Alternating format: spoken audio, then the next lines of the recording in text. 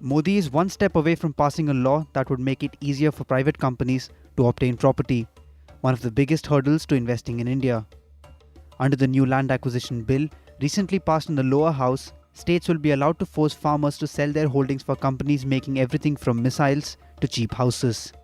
Projects have stalled since the Congress party passed a 2013 law that required the consent of more than 70% farmers for most land acquisitions.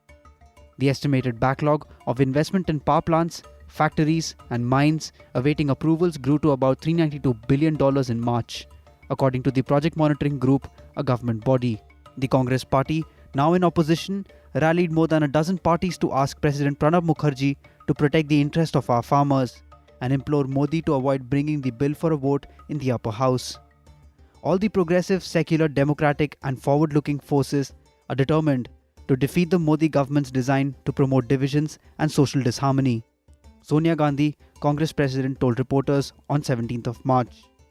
Opposition parties that control the upper house have vowed to block the measure, a move that would force Modi to employ a rarely used parliamentary tactic to get it passed. The land bill would bring India back toward the policy in place from 1894 to 2013, when farmers were routinely forced off their land. They are demanding that at least 50% of the property holders agree to acquisitions and that barren land is prioritized for projects, according to Prabhakar Kelkar, All India General Secretary of the Indian Farmers Union. Modi has fought back against the law's critics during rallies in central India this month and blamed political opposition for pitting India's farmers against him. He urged those in rural areas to understand the need for land to build infrastructure for their own betterment and called for parties to stop instigating farmers.